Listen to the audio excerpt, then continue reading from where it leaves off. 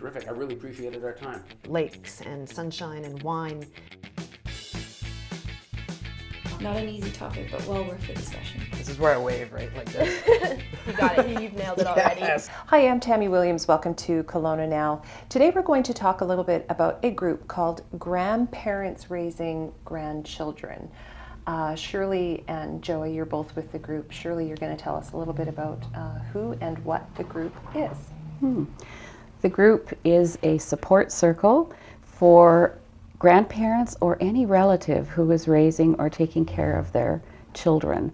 And it is a support circle because it provides an opportunity for people to come, share their stories, know that they're not alone, sit with other people who are also going through similar situations, and have an opportunity to just gather some information about resources, or perhaps just to share their story in a safe and confidential setting.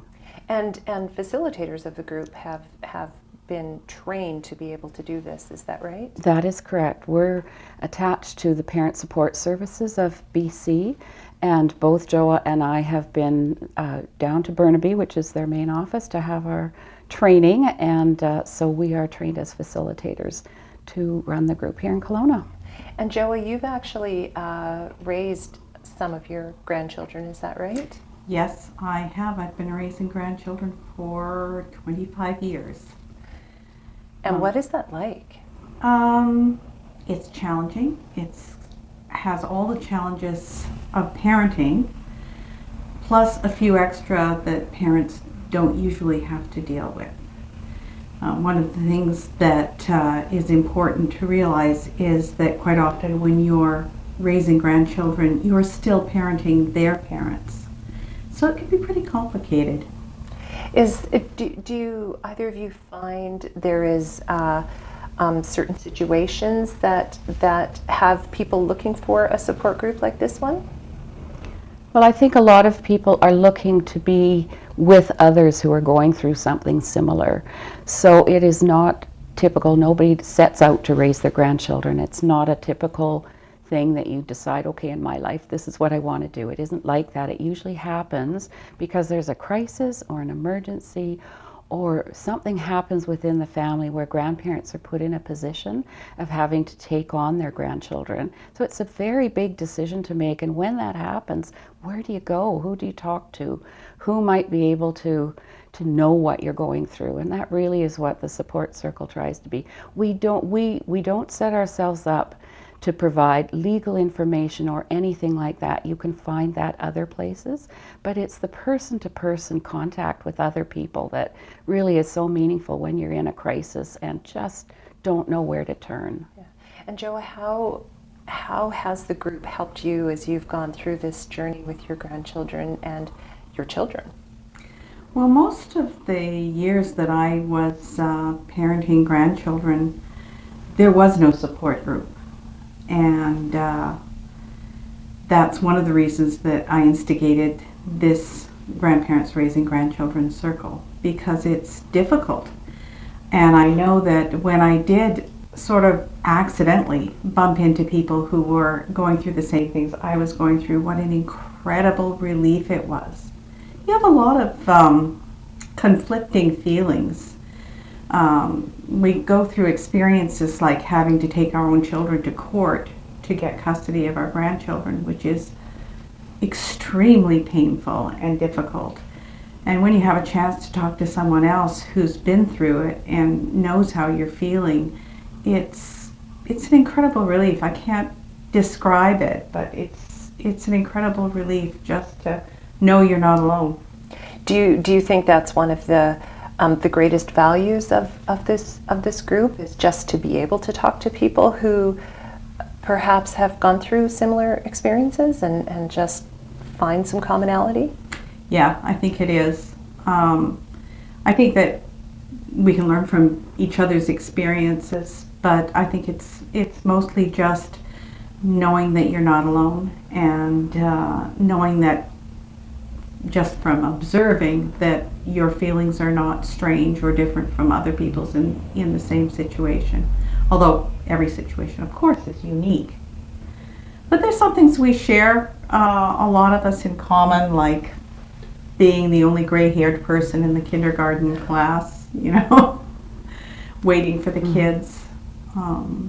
There's a certain amount of isolation when you're dealing with a preschooler, when you're ostensibly a senior citizen, and none of your friends are, you know, and none of your friends particularly want to be dealing with the issues that you're dealing with. And the people who are 20 or 30 years younger than you and aren't particularly comfortable with having someone who reminds them of their mother around to chat with.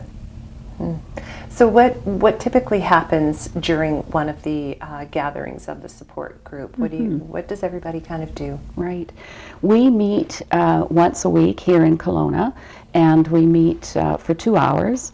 And during that time, we provide an opportunity for a check-in. So, you know, we have coffee, we have something to eat, and we sit in a circle, and we give each person an opportunity to share whatever it is that they bring with them that day. So for some people who are just there for the first time, they may not want to share much of anything other than their name and the ages of their grandchildren, but it's an opportunity to talk about whatever's on your mind at that particular time.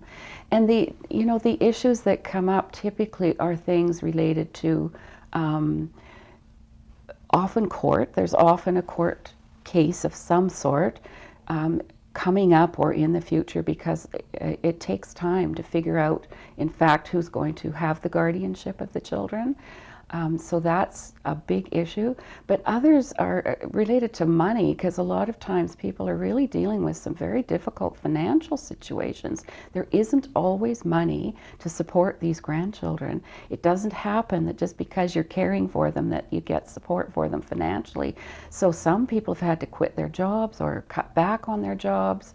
Some people are on fixed incomes. And some people have had to go back to work after Yes. retiring. Yeah, to make that work. So those are the types of things. And sometimes we do have a laugh, you know. The parenting situations are different. A lot of times grandparents haven't had to deal with things like internet safety. What age is the right age for a child to have a cell phone? All of these things that make the parenting piece kind of a challenge as well. So we talk about some of that as well. And we have information that we can pass on about our grandparent support line as well in Burnaby. And so for many people, they take that line, call that line, it's a 1-800 number, and find some specific information to their specific questions. And that's a good resource that we're able to pass on. And other local resources such as Mamas for Mamas, and places where you can get some items for the children, or where you can get financing for groups that you might want to put the kids into, all those sorts of things that you need to have to make parenting work. So a lot of people connecting and resource connecting and dot connecting, Yeah. perhaps. Yeah. So do you quite often share your stories of raising grandchildren when you're with the group? Yes, probably too often. I bet it's helpful though for people to hear. I think so. I've been given feedback to that effect. Yeah. Yeah. And I've had a rather wide range of experience with not just with my grandchildren, but my husband and I decided years ago to adopt children with special needs.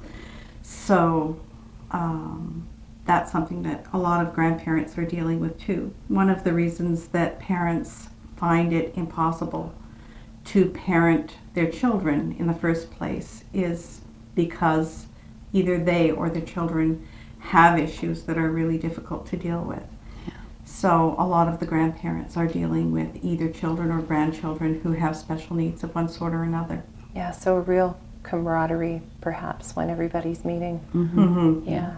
Yeah. Yeah. So how do people find out more information about the group if this is something they'd like to attend? Well, we have posters all over the city, and they can certainly call Kelowna Community Resources, KCR, and get information from them about how to reach us. We don't put our own phone numbers out there because we are volunteer facilitators, so we don't have those phone numbers out in public. But KCR or the Kelowna Family Center are also able to connect with us, and they can call the Parent Support Services in Burnaby, which is, again, a 1-800 number, and they will get in touch with us. We'll call, let you know the next date of group, and we are very happy to welcome anybody and everyone to our group.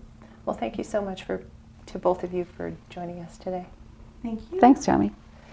And thank you for watching Kelowna Now.